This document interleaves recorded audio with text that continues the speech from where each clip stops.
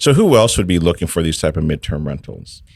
So there's a list of people. So you would have, traveling professors, traveling doctors, nurses, people between renovations. If your house sells, but you don't close on the house you're buying, you're between that happens a lot. That does happen a lot, actually. So we have those people between divorces. Let's say you want to liquidate the house and then you both want time to figure out where you're going to live, or one side of the family wants to stay in the home because the kids want to finish school. They want to stay in that neighborhood. They'll sort of try to look for something without having to move and uproot the family.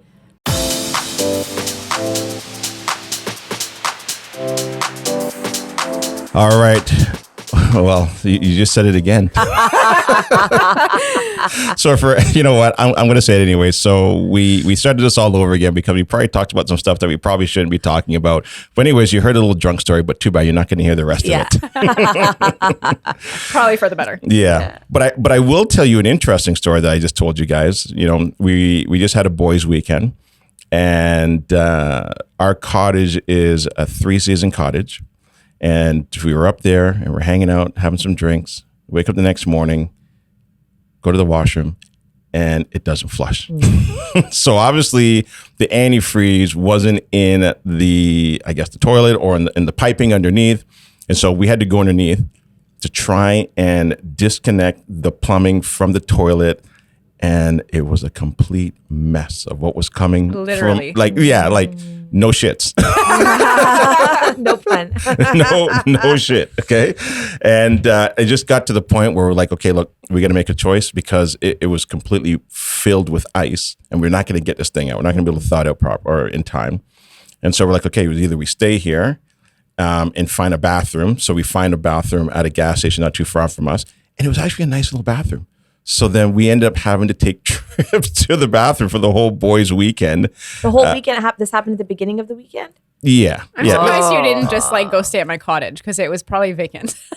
Yeah. And it's 4 seasons. Well, okay, look, if we had to take a piss, then that was fine. We just go into snow. Just don't eat yellow snow, obviously. But other than that, that's true. then we had to take a drive to the gas station. Anyways, I think that was a better intro. Yeah. Sure. Yeah, it gets us in less trouble. Yes. Exactly. So how are you guys doing? Good. Awesome, man. Yeah? We're doing great. Yeah. Good. You? Good.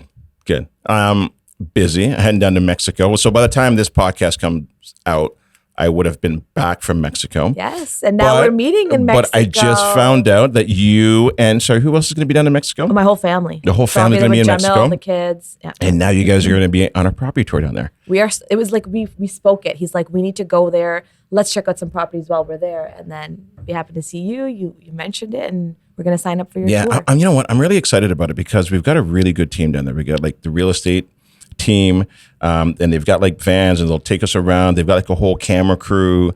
They're going to introduce us to our property management team.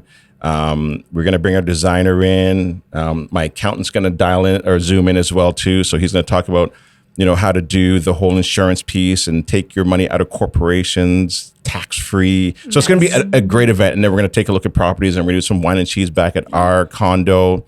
And then we're going to go out for dinner. You had her at wine. I'm like, you had me at we'll be in Mexico with you. Yeah. We see each other. I'm thrilled. So I didn't need to say all that then. I would have been there at Belvon. You know what the cool thing is, and Matt and I tell this story quite a bit too, is that guy that we met that does property management. And we're like, what happens if somebody rents and doesn't leave? And they're like, you just get them out.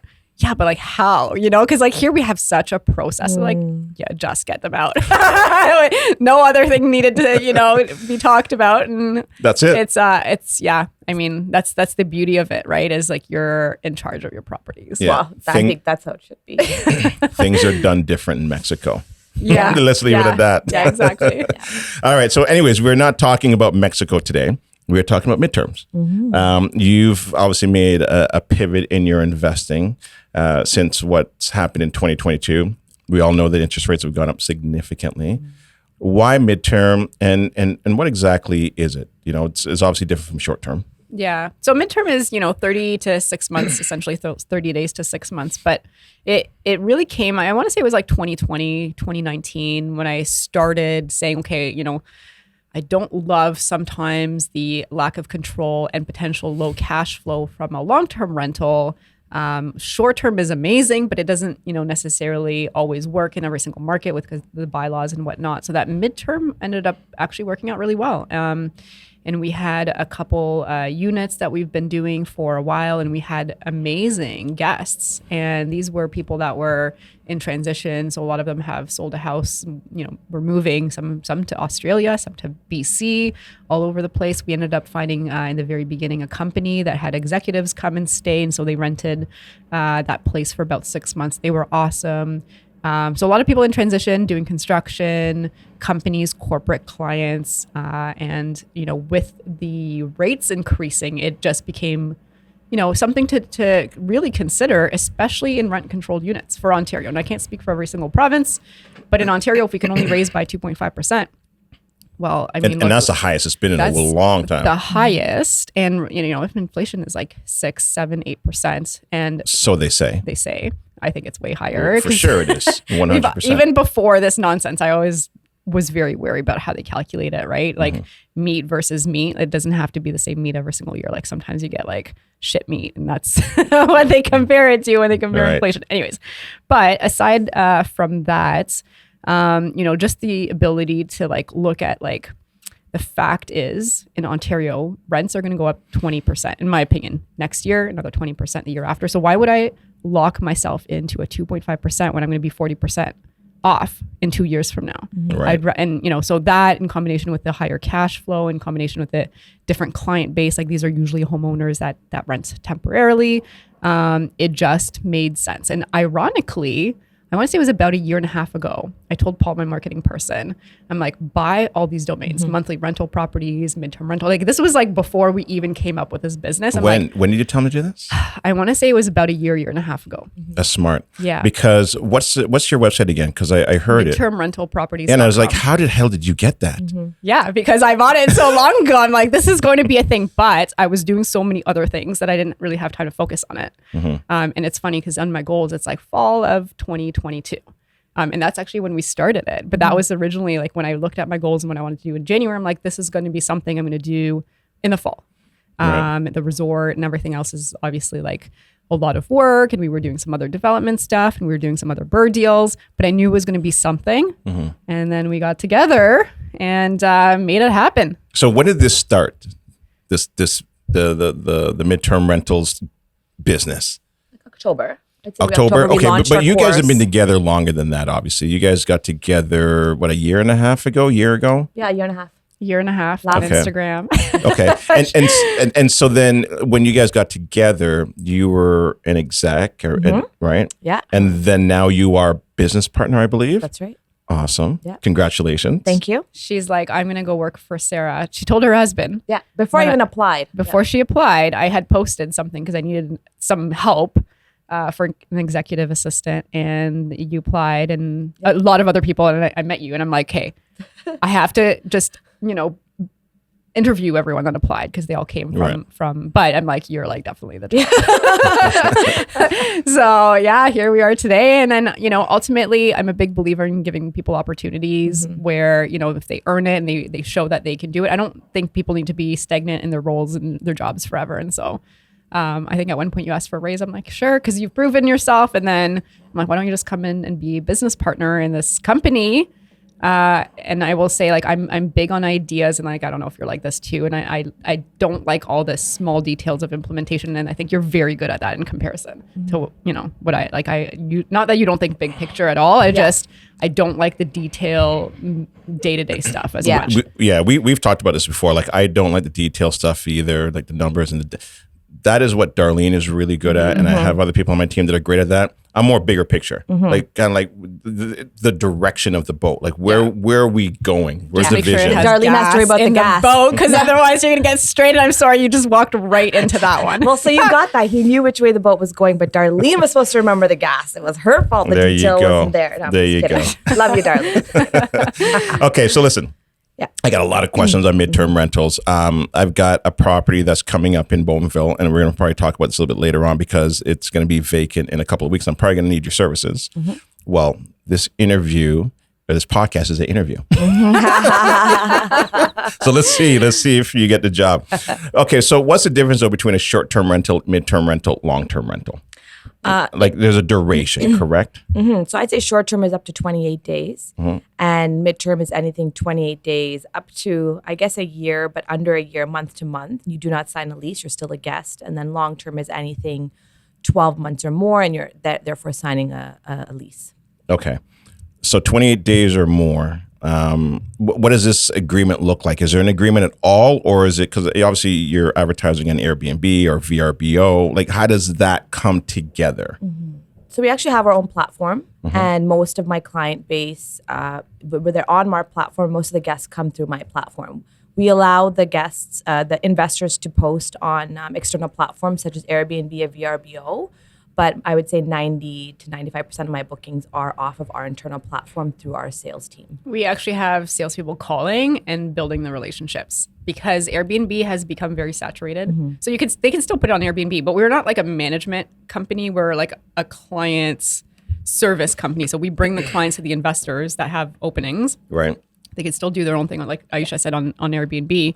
But we're actually making calls, and we are actually making connections with corporations, with relocation companies, with the film industry, with like et cetera, so that they call us directly and they're like, hey, this is what I'm looking for, rather than going through the Airbnb. That's a good idea. Like, so instead of actually just waiting sometimes, I guess, for people to find you on these sites, you're actually reaching out to these corporations that you know that they are either bringing in execs or who knows, managers, VPs coming in for a month or 6 months or whatever the term is of the project they're working on, and saying, hey, look, if you need a midterm rental, come to us. Right? Yeah. And some of them will still say, like, I know we had one today. They just have a lot of people traveling all the time, but they also want some like shorter stays, which we can always also do. You know, we're not like exclusive to 30 days plus. And I mean, obviously, if the bylaws allow it, we'll consider some shorter stays as well. Right. And to answer your question though about a contract, we actually had our paralegal draft up a guest agreement. This is not a standard lease that we use. That's very important to know that, because as much as possible, and anything can still slip through the cracks. Yeah. We want to keep it as commercialized as possible, meaning not part of the RTA as much as possible. Again, like, right, there's no foolproof be all and end all. But if we do a guest terms agreement and we have certain things in place that makes it look like it's more of a commercial type of operation, you're, at least moving things in your favor. Right. So who else would be looking for these type of midterm rentals? So there's a list of people. So you would have traveling professors, traveling doctors, nurses, people between renovations. If your house sells, but you don't close on the house you're buying, you're between the that happens a lot. That does happen a lot, actually. So we have those people between divorces. Let's say you want to liquidate the house, and then you both want time to figure out where you're going to live, or one side of the family wants to stay in the home because the kids want to finish school. They want to stay in that neighborhood. They'll sort of try to look for something without having to move and uproot the family. Immigration lawyers. So we've tapped into a few really cool immigration entrepreneur centers that they actually help business owners develop a concept here, and they actually fund them. And so when they land, they need a place temporarily until they find like a rental for a little bit longer or whatnot. But it really ultimately, like, anybody that's either traveling, relocating for work, or is in between homes. Yeah. Got it. Now, is there what makes a good property for midterm rental? Like, can you use is a basement suite okay? Or is it like a full house? Can you do it in a 2-unit? So our clients are usually homeowners themselves, generally. So you want to ensure. I generally tell our investors basements do not do well, because if you're a homeowner, you don't want to go from a home top floor into a basement. You want it to be in good condition. It has to be furnished well. For the type of clientele we offer it to, there is definitely a quality assured standard. It has to be designed in a certain way. Certain amenities need to be included. Certain utilities need to be included. Certain setup needs to happen. So we do have a process that, as you interview us as your property allocation team, we interview you as a client as well, because we are promising our guest clients that we are giving them a quality assured place each and every time. So that's our brand on the line.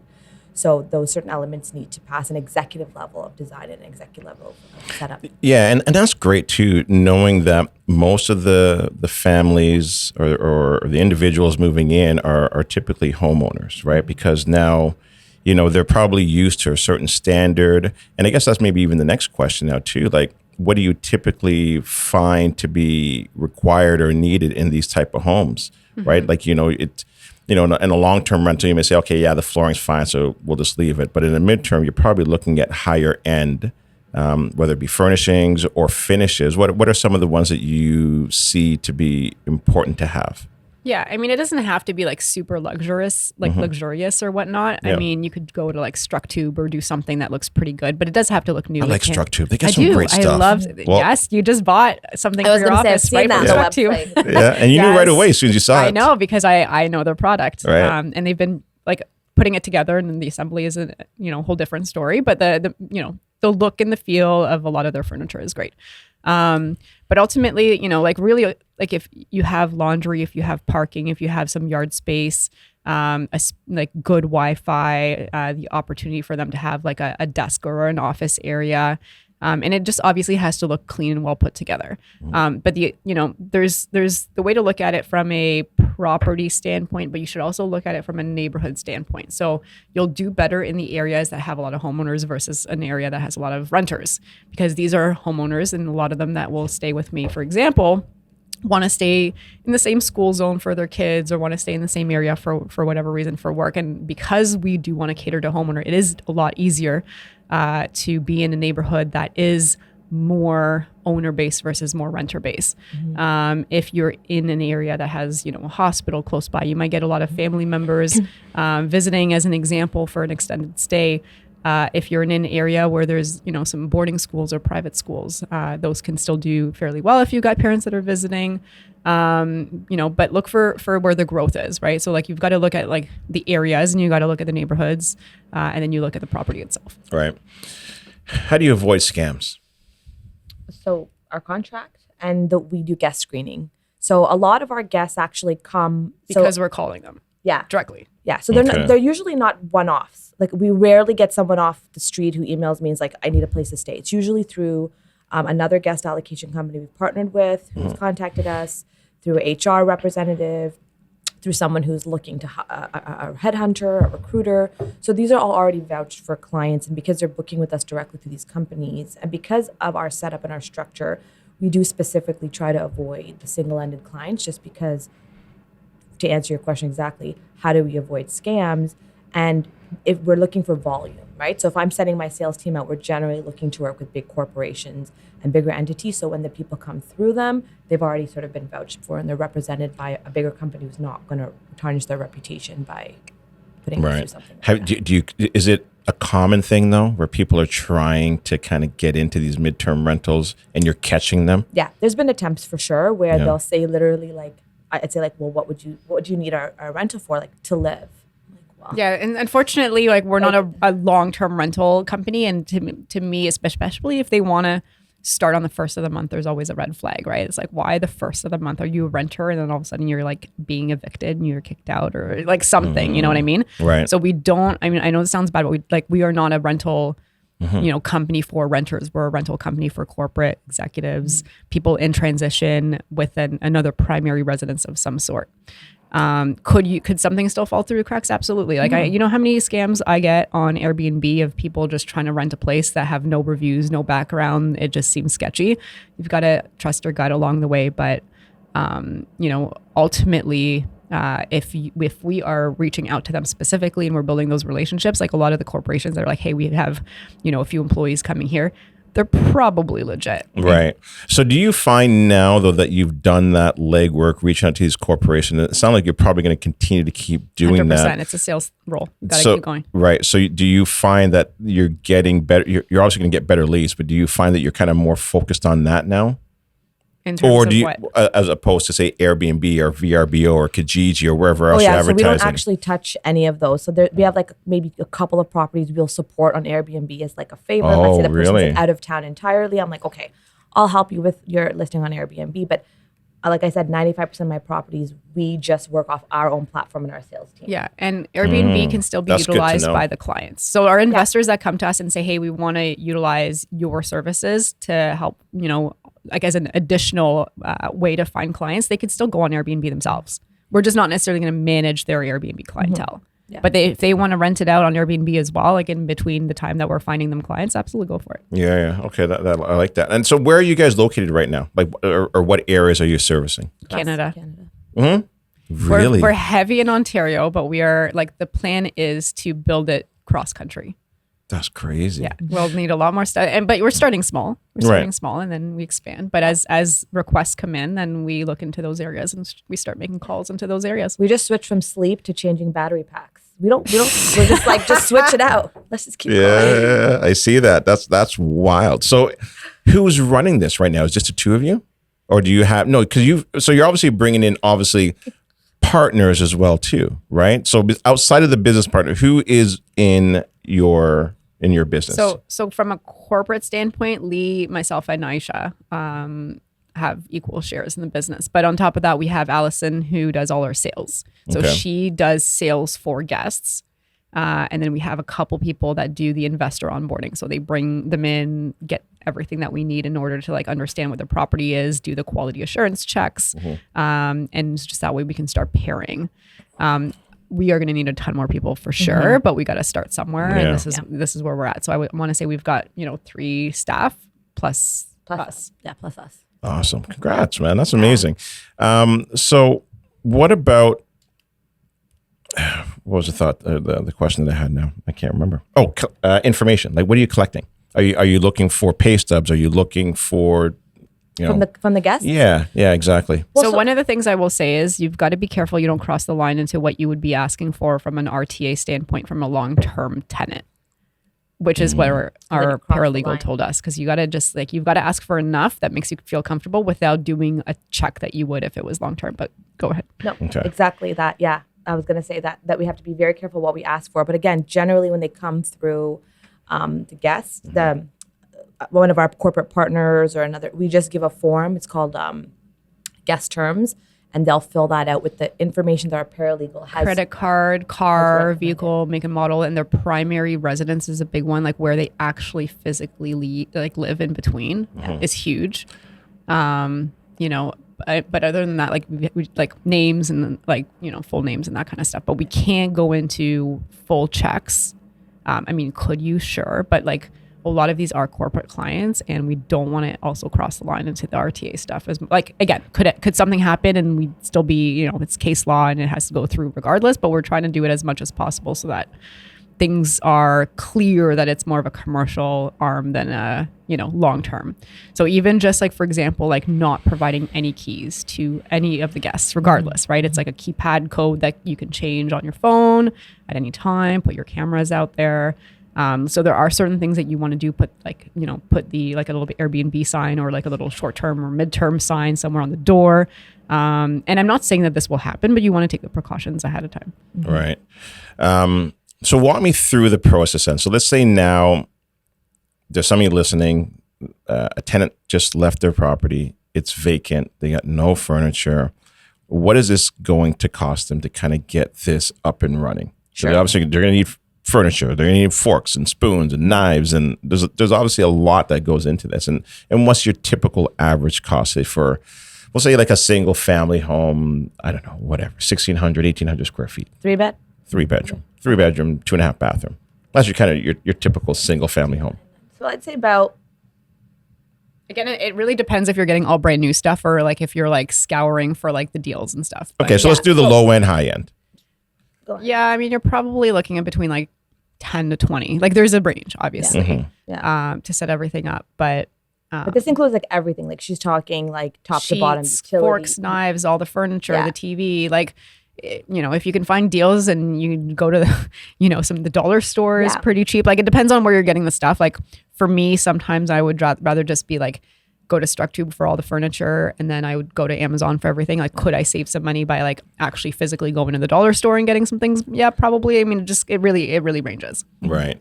And then you've got boots on the ground that are helping you do this in these different cities. So are you reaching out to, is it stagers? Are you reaching out who? Actually, one of your ladies is one of our Hannah. designers. Yes. Great. Yeah. Really like her. Okay. She just set up a house for us in Whitby, actually.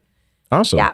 Okay. So it varies. So I partner with the right people. yeah, of course. I saw her on your Instagram. I'm like, you know what? We don't have anyone for like out your way yet. So it was like a perfect match. Yeah. Thank Yeah, you for awesome. that referral. Good. Yeah. Yeah. So we'll offer that. Sorry, were you going to say something? It's incredible how social media works. You know, it's just a simple post. And Wait, we met on social media, and we met on we all met on social media. Actually, know. that's actually how I met you, Gary. yes, yeah, social You media. were like nearby, and I'm like, come over to my cottage. We clearly have cottages like in the same area, so Yeah. that's how we met. And then you and I met because you answered one of my posts because I needed help. Yeah, but I actually never go on Instagram and I never look at stories. So it was like almost a fluke that I saw you. Hey, I'm trying to remember because I know we've talked about Yeah, this you a brought couple one of times. beer in your pocket. I'm Oh, like, God, you here got we go. beer, man. I'm never gonna let that one go. He's like, he like comes. I should have brought a case of beer. No, not a case of beer. We have beer. I know, but I also too, I knew you were gonna have a bone shaker there. I think it was a bone shaker I brought along with me. So it was a there's the particular truth. beer that I like. It was an Our IPA. beer wasn't good enough for you. No, but I'm trying to remember the exact post that it was. It was obviously because I think at that time too, you were making this wave in social media, and somebody probably posted or reshared something that you had posted, and I'm like, who is this Sarah Larbi? Let me just follow her and see what she's all about. Okay, she's actually not bad. And then the rest is history. Yeah. I don't even know where we're going with Yeah, this. you guys are probably in my top 5 of like people we hang out with. Yeah, most. yeah, we do. We just went out for dinner not too long ago. Yeah, it was good. What's it called again? Porcello Cantina. Porcello, I don't know, something. You Yeah, guys trying to Porcello go back to Cantina. Mexico times? Yeah, and then we was were just in amazing. Mexico a couple months ago. It's nice. Yeah, I loved it down there. I love it down there. And then hopefully you guys will pick up a property down there. Yeah. Anyways, back to midterm. That was a little commercial break. We were talking about Setup. Yes, Yeah. the setup. Yeah. Yeah. So but she's right, about 10 to 20 based on the size of your property. You know, some people will come to me and say, oh, I do have already like good sets of furniture. And I'll say, hey, if you have things that match, don't offer me something from your mom's basement that you used when you were in high school that she still has. It's got to be good quality. It doesn't have to be luxury, but it does have to, have a good theme going through. Things have to be in good condition. Durability, I'd recommend just for the sake of your property. And then all the other features that Sarah mentioned. You want to have, of course, your security camera outside, your automatic keypad. So those all add up. But I would say, yeah, like 18 to 20 for a 3-bedroom, fully turnkey, ready to go to have my first client in there is roughly your investment. Okay. Because remember, you're making, of course, more each month than you would long term. You're probably at like 2 times what you would make, give or take. Again, it depends on the area, but like if you're going to make $2,000 a month, you're probably making $4,000 a month at the Really? market. So Okay, so I'm excited about this because again, so one of my tenants, they're actually leaving. They're moving down to Panama. Their last day is actually today. Funny enough, yeah, the last day is today. And they reached out to me about a month ago, and they're like, "Gary, we're leaving, and I don't know what to do with all this furniture." I was just going to say to you, we should ask them is to it sell nice? to Is you. it nice It's furniture? it's though? not bad. Okay, it's not bad. all right. So we went over there. Okay. And Darlene and I walked around, and we're like, "Okay, we'll take most of it." How much did they charge you? $3,500. That's amazing. Yeah. And does so that include it's all like the, like, forks and small- knives and Yeah, spoons and good for you, tables man. and Deal. That's amazing. beds Amazing. and so everything, right? And Because you so were such good landlords. yes. Now they've been there for I don't even know now 8 to 10 years. But I'm telling you, that place is spick and span. Nice. There's a few things that we need to do in there. So I'm probably going to now, a next step now. So here's a great thing that we can go through for somebody who's listening to this podcast because I'm going through this right now. So next step now is what? I reach out to you. Well, I already talked to Darlene, so we already did the first step. You did? I did Okay, indeed, yeah. awesome. Okay, see all I these, talked and to this is her. big. Mike's already on top of it. This is big vision. See, I don't need to know everything that goes on all the different businesses that I'm doing, right? So perfect. That's perfect. Yeah. Okay. So next step. So let's say I hadn't talked to her, and Yep. you would come to me and you would say, "Hey, I should have my property."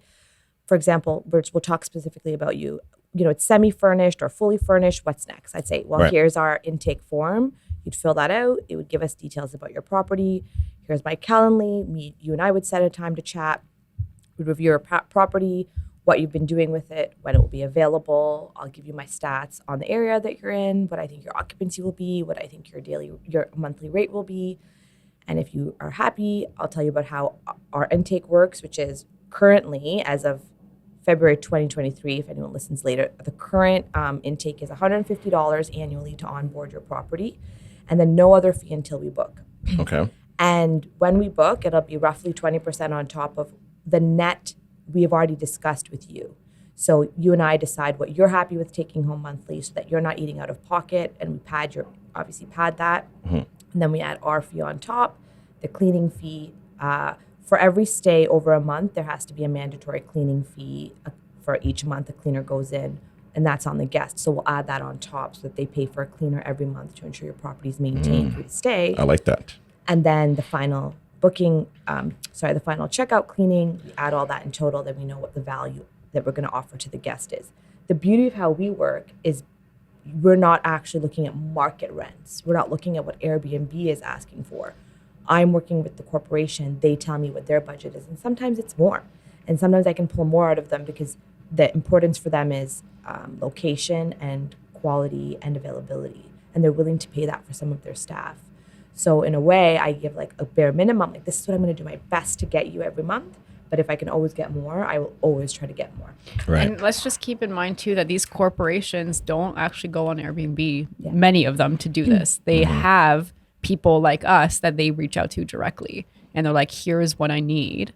And this is an industry, but nobody's skilled. Like nobody has scaled it. There's a lot of small one or two people doing it in like Toronto specifically, or like they're like small pockets, right? So what the issue is, and we've talked to many of them because we've partnered with many of them, anything past their core, they have no ability to really help. They these need clients. us, essentially, actually. They need us. Yeah. Because Toronto has done it for a while, these executive corporate rentals, but like, So you guys are taking it to the next level. we're taking it to the next level. How do I get a job? We're always hiring. You know what? Just take me to Mexico. We'll take care of you. Okay, so then what about storage? What about supplies?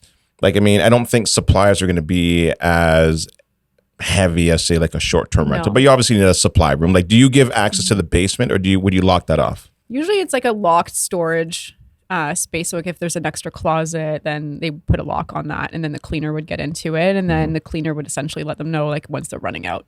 It's not a bad idea for them to still check once in a while just to see. Yep. But in terms of storage, I mean, you know, again, like, is there a basement that has space? Sure. But sometimes there's no basements, or sometimes the basement is also a unit, right? That's rented. So find a closet and just put a lock on that, or a keypad, and then just have the cleaner access it. Got it. Okay. So let's say my basement's unfinished and this property is unfinished. Yeah, that's fine. Yeah, You we have lock some of that? Yeah, you lock it. Yeah, just lock it, because I mean, you know, there's storage down there as well too. So instead of doing it in the kitchen, you can just if there's no laundry downstairs and the laundry is upstairs, because a lot of them. Where is the a lot of laundry? them the do want laundry. So midterm downstairs. Yeah, so you probably don't, unless you get like a bin that can lock. Just get a big bin that can lock. Right. Yeah, I think IKEA probably has like those closets, right? And maybe just put a lock on those. and that's really a good point as well too. So what do they typically look for? So they look for storage. Laundry is a big piece. Yes. Yeah. You've like, especially if they're staying for a while, they are going to need laundry. That's probably the number one question I get asked. Parking, easy parking for many places. Like they usually have a car, sometimes two. Pets, if you're allowing pets, there's a lot of places that don't. So you'll get, you know, more visibility in some sense.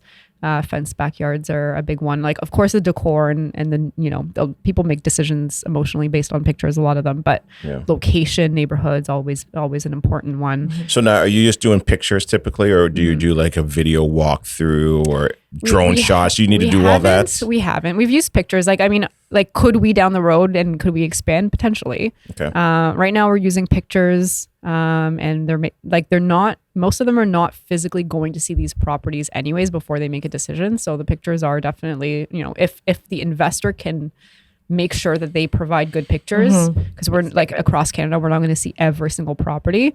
There are some quality checks that we do, but they're more virtual in some markets. But you know, the better the pictures, the more other places is probably going to get rented. Right. And it's just like Airbnb, same thing, right? Like people base it on pictures on top of, you know, budget and stuff like that. But the difference is we, like, you know, Airbnb, it's like Russian roulette. Like, what will it look like? Yeah, like, true. I know, I can guarantee you when you walk into that door, it's going to look exactly like the pictures. And the best part is for every booking, you only deal with us. I'm not passing you off to the investor, then the investor communicates. The booking is done through me. The communication while you're staying is done through me up until the checkout. And that gives peace of mind to the company that's working with me, because then they're not sending off their staff or their executives, and not that they lose control once that booking happens. They know any issues, straight to our company, everything is streamlined. And so that gives sort of an ease as to what to expect. Right. And then it's easier. So I'm out of the picture. Like, I don't have to deal with anything. You guys deal with all of it for the most part. Yeah. So we're not a property management company, and we don't want to be. In order to scale, we truly have to just be a guest allocation company. Okay. So during the time that the guest is in that property, from the start to the finish, they will deal with us. They'll let us know if they need anything, and then we'll let you know. But we don't want to actually be doing the physical management. So, if there is if our guest is not in there and there's something with your property, that's still on you. Got it. Okay. Yeah. And then you arrange the cleaner. So you're in charge of scheduling the cleaner and That's a having a good point. handyman available in case something happens. If it's nothing we can address, we'll call you and say, oh my gosh, Gary, your toilet's flooded. Can you get your handyman there? You call them, you get them there. And there's no other way to scale. Like, if we were to do property management across the Canada, we'd be done. Yeah. And listen, and I think we both, all of us here, know that property management is probably the most difficult Yes. part of your real estate business. I remember we were talking about getting to property management. Thank God we did it. That's a tough business. It's a tough Yeah. business, and especially trying to scale it. And it doesn't pay well, and it doesn't scale well. However, like, if we've got a guest there for 6 months and they need something, they'll come to us, and then we'll just kind of communicate that with you, essentially. And I'm not knocking anybody from starting a property management company or any property management companies out there doing it. Yeah, it's tough. I would love, though, to see somebody finally take it to that right across Canada. Yeah. But I don't. I It's can't just so see difficult. it. I cannot see it happening on a scale where it's done well. It's just tough. very hard to find good staff. Yeah. And so, But again, if anyone's looking for a property manager, we are having property managers in the midterm and short-term sector reach out, Yeah. because it's hard for them to do guest allocation. They don't have the resources we have. They still want to manage. So we can always refer. If anyone can't manage their own property, it just won't be us. Now, do you recommend cleaners in the area? Like, say I've got my property in Bowmanville. Do you recommend a cleaner in that area, or do I got to find my own cleaner and say in any if you location? have your own that you're happy, then we'll go with that. Otherwise, we would source based on referrals of other investors and whatnot. And if we've already got properties in that area, then we would just go with our regular one. So, like, for example, like GTA West, we've got like a handful of them that we rotate through that are very good. Here we're, as we expand, then we'll have to build those new connections. But, we had somebody in Waynfleet that like loved her cleaner. And so we're not going to suggest another cleaner if they're really happy with the cleaner. In fact, we'll probably suggest that cleaner to For other people others. in Waynfleet because she loves her so much. Yeah. Yeah, and I guess also too, it's important then with your cleaner that's going in there to have an account of what's in that property. Yes, right. that's Like a your big piece. lamps and your TV. So this is very Right. important. Actually, it's very important that you have a cleaner who knows your property. I would recommend to anyone listening, take pictures of your property before the first check-in. How do you want your cupboards to look? How do you want your drawers to look? How do you want your pillow set up? Where do you want your towels laid out? What's there? What furnishing is there? What lamps are there? What are things there that could be broken and removed and then they have a list. And I would also recommend pictures. So when they do that checkout cleaning, they know what's there, and it's good to have a regular cleaner so that cleaner's familiar. And then they walk in like, oh, Gary, your couch has this massive stain. We got to fix it. Or, oh, Gary, your lamp is missing. Oh, here it is. I found it broken under the bed. And then they can watch for you each time and tell you what needs to be replenished, what needs to be repaired, what needs to be replaced. Is there a security deposit that you guys take? For the most part, yeah. Between 500 and 1,000. Okay. So you take that up front. And then after they check out, and then my cleaner goes in, then you would then give the deposit back. Yeah. Okay. What about, I know we talked about this a little bit earlier, but I want to kind of dive a little bit deeper into it. What about finishes? Like, what should you be focusing on? Kitchens, bedrooms? Like, is there a particular area in that house that you should really say, this needs to be top notch? I mean, if you've got a renovated space, then that's obviously going to do better than the place that's not renovated, right? So something modern, something new, like don't go crazy with the colors, pick 2 accent colors, go from there. if there's an accent wall, those tend to do well. It's just like pictures, right? Just same thing with like short-term rentals, like pictures sell if you've got some really cool amenities as an example. So like white and eggshell, like I can never tell the damn difference from some of these. Like there's like 50 different white colors, right? But anyways. I know. But even like the bedding and the linens, like if it looks like cheap, no, you might not get like a top client that wants to pay top dollars if the bed linens look like they're old and there's wall paneling on the wall. So it is important that the place looks good. I mean, I'm not saying that you're never going to do well. Like it just depends on if you have an older type of place, but if you're the only one in the area, like you could still probably do well, right? For the right location. But if the places that we are renovated that are not basement per se, because a lot of homeowners don't live in basements in general, those will usually rent out faster. Right. Do you find that a lot of investors right now are shifting to this model? Really? Yes. Yes. We get like right now we have a lot of investor leads. We just have to like still build up, or like it's just growing pains, right? Still build up our guest lists. But investors, like we get like 5 leads a day from investors because the issue is the LTV is worse than it ever was. You have no control in many parts of, I would say, the majority of the provinces, definitely Ontario. You can't raise rents. So why would you want to be behind? Even if it costs you an upfront cost, in my opinion, you're going to be on a long-term rent, you're going to be 40%. If rents go up 20% year over year, which I think they will, you're going to be 40% behind in 2 years. It's worth the cost of putting, furniture into your property and doing that. The other issue is that there's a lot of bylaws coming for short-term rentals. Hamilton's going to be doing their bylaws as of June 1st. And a lot of people that were cash flowing from a short-term perspective, A, because they wanted to have more cash flow, B, because they wanted to have more control, they either are going to, I don't think many of them are going to go back to long-term. I just don't, because A, they probably don't want to deal with the RTA and the LTV bullshit. And they want the control and they want the cash flow. So they're either going to sell and go somewhere like you went to Mexico as an example, or they're going to try to find another gray spot to be creative. And if we can't do, like Toronto has limitations on the short-term rentals. I know London has that too. It is going to come across. All of Ontario will have some bylaws at some point. And some of them are going to be good enough that you can get your licensing and whatnot. But some of them are going to be like, if it's not your primary residence, you can't do it whatsoever, this and that. So they're going to have to make a choice. Do they want to go back to long-term? Do they want to sell? It's not a really good time to sell right now, anything. Or do they want to try this midterm option? Yeah. Why are they cracking down? What are your thoughts? Why are they cracking on the short-term rental? I think they think that people are going to go back and list their place back on the long-term market. And they think that it's votes. It's politics. I feel like you and I talk about this quite a bit. Is it actually, in their minds, maybe it'll help bring back some inventory. But I don't think it's going to be, Yeah, I mean, they're saying it when they're having the committee meetings that they are saying they want the long-term housing back on the market, but no one's changing the rules that need to be changed, which is the rights of the landlord. Yeah, and the other thing as well too is that like we're still in a housing crisis, even though interest rates are higher.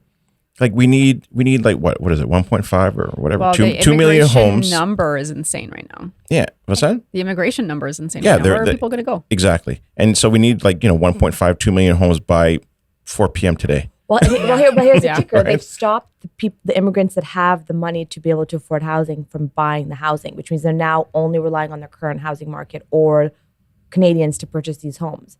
But if you're a Canadian who is an investor that can afford it, are you really going to spend your savings on buying a home with the risk of then paying out of pocket every month to cover the cost of that house because you can't increase the rents to match what it costs to carry? Yeah.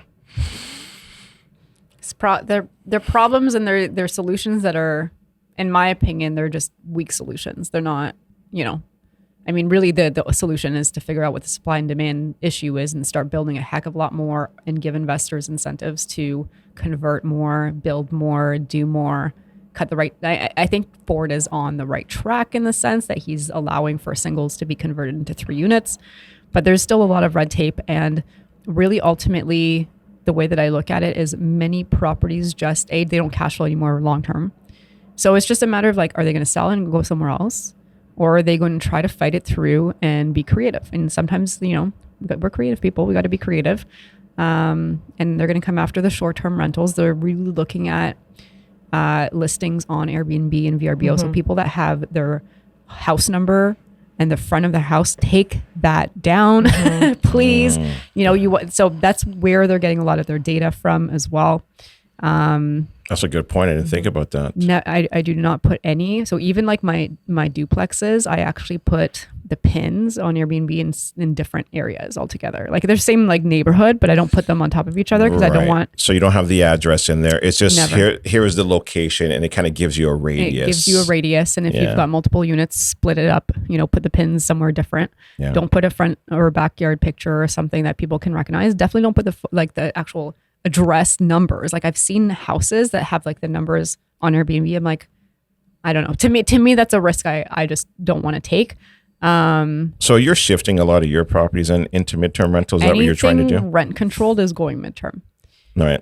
Anything new, like because we do a lot of conversions right now. Anything new like a basement unit, I'd probably just go long term for that. But anything above that, that could be rent controlled, I'm going midterm at least until the rental market settles and we're not seeing these, because I don't think we've seen the rental market go up yet. Like, I mean, we've seen it go up a bit, but I don't think we're there quite yet. Like the rates are going to catch up, and at some point we're going to really see, I think, a big increase. Yeah. And I think especially as well, too, with where the interest rates are, you're not seeing as many homes come on the market. So the housing starts to slow down, and that, and you still got immigration coming in. And at the end of the day, people need somewhere to live. What about security cameras? Yes, security cameras. Add them. Add them? External only. Yeah, you can't. Obviously, you can't put. Yeah, it's so illegal to put internal inside cameras. But I usually do them for like just the driveway area because I want to know, if it's 2 people that we're supposed to check in, I don't want to have 20 people. Yeah, and you know what? And that's a good point as well too. Not only just for midterm rentals, but even like say for real estate agents or real estate investors, when you're walking through homes, be careful of what you're saying. Yeah. Like, oh my God, I love this home. I will pay over asking. And you're just like, shut the hell up. Yeah, 100%. Right? So be careful because they've got their Nest cameras in there. Yes. You don't know where cameras are nowadays, right? Microphones, cameras. Like we were just in one with Jamil. I don't know if he told you.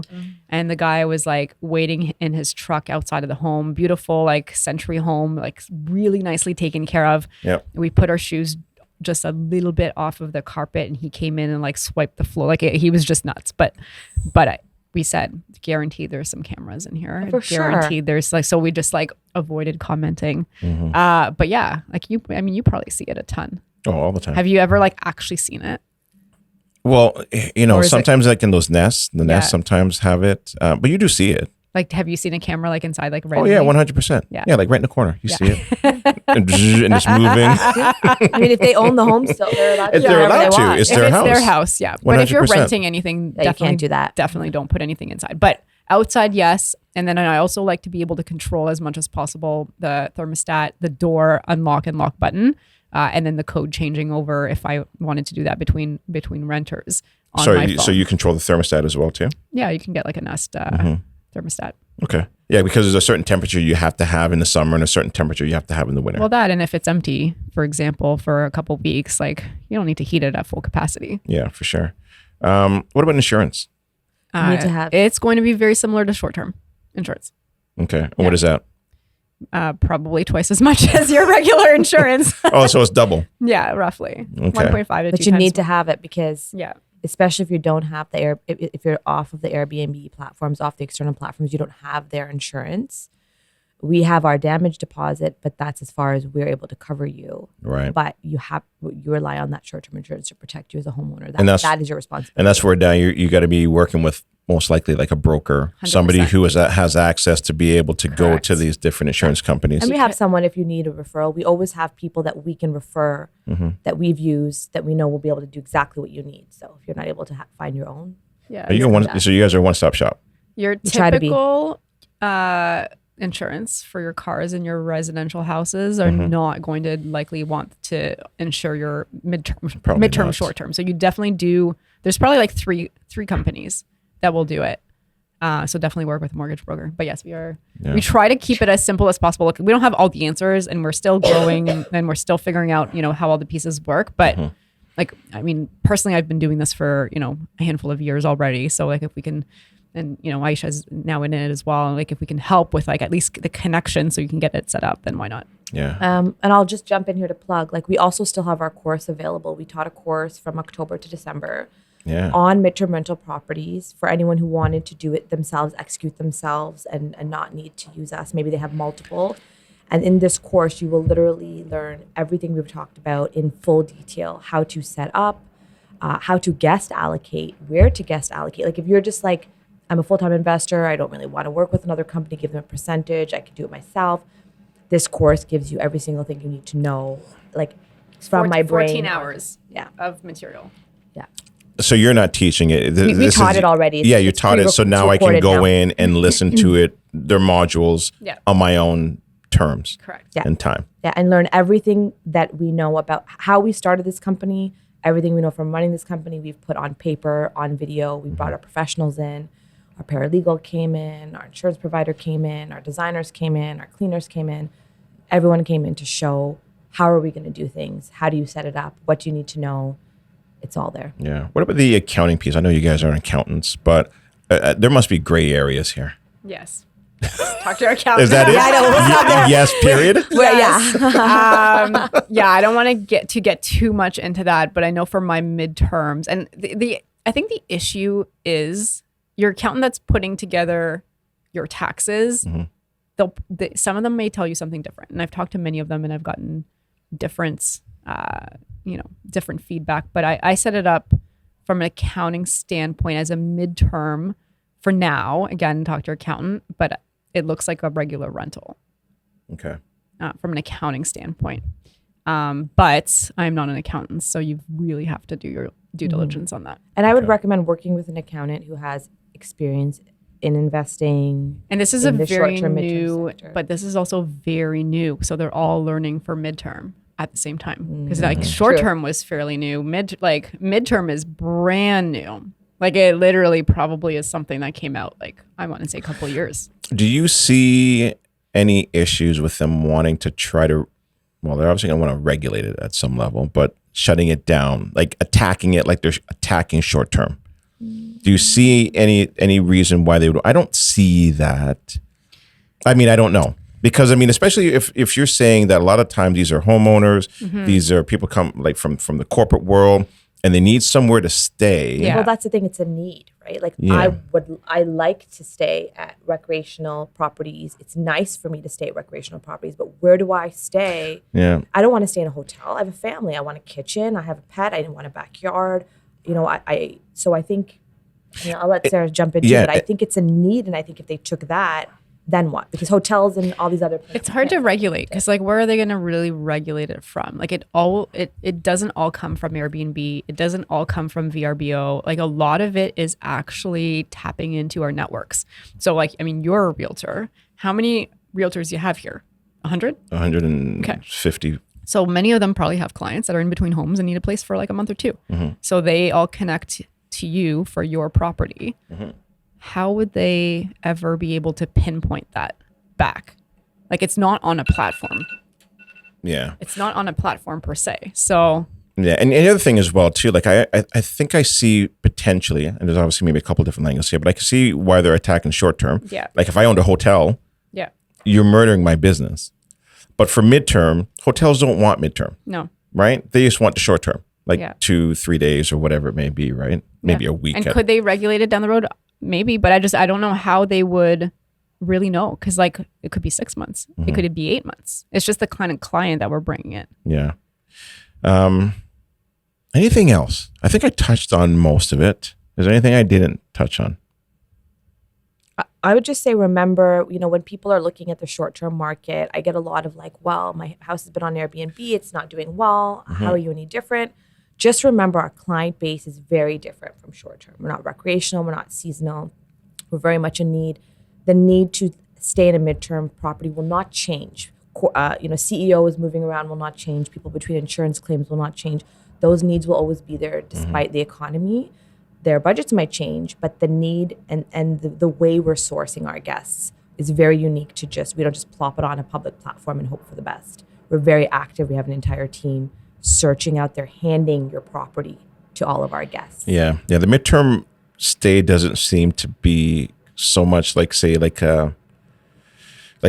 short term, like it's vacational. You can cut back on your vacations and things like that, but the midterm, if it's coming from the corporate world, those businesses generally are going to continue to keep running and doing those meetings and sending their execs to different locations. And Aisha mentioned insurance adjusters as an example. Like people have fires, people have floods, people need to leave their houses. That's always going to happen regardless. Like there's lots of, I mean, we only are scraping the surface on the types of clients that these can be, but there is a ton of people out there that need a place for a few months at a time. Yeah. Divorce, you know. Yeah, exactly. Like you're saying, you know, somebody moves, their home's not quite ready yet. There's so many different angles from this. I really like it. I'm actually really definitely, I'm going to move into it slowly and then see how this first property goes. And then I think I might maybe start converting some of my other properties into midterm. That's and I'll be how coming I to you started. because I want nothing to do with it. Well, and that's the thing. That's the beauty is we're here because we know investors, on top of being investors, you have other things on your plate. This isn't something that you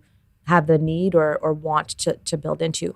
And just one more opportunity to let you know, we're starting monthly in-person events where people can come and learn more about midterms, learn more about what we're doing, you know, talk to our professionals, meet each other. Like we really want people to feel comfortable in the space and understand how we're moving forward. Yeah. Because if we work together, because remember, you are an investor.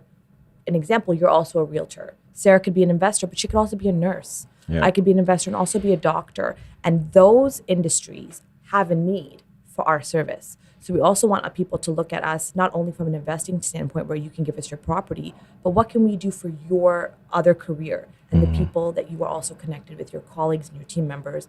Bring them to us because we can help source them for that as well. One-stop shop, super easy and no unknowns. Okay, so based on what I've heard here today, you guys got the job. Thank you so much. However, we got to go Sarah. through my boss first, all right? Which is Darlene. We all know True. that. We all know that. But here's the beauty of it. You still do your thing. We're just guest allocation. So that's the difference, right? Yeah. Is if you're like, hey, find me some guests, and in the meantime, you're still doing your own stuff on VRBO and Airbnb. That's cool. Yeah, there's no exclusivity. We're not There's pigeonholing you. So like really, ultimately, like you're not like it costs you $150 because it costs us money to get our admins and stuff like that to put everything up. But like we're not getting paid until we find you a guest, and you're like, hey, I'll take this guest.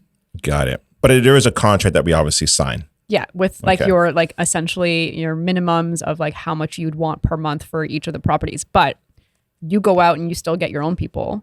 Don't rely just on us. We're going to just help you as like an add-on service. Got it. So if anybody wants to learn more about what you guys have going on, websites, contact, what's the best way for them to reach out to you? Midtermrentalproperties.com is our website. And we have the Instagram handle as well with the same name. Yep. And that's probably the two best ways. Awesome. Yeah.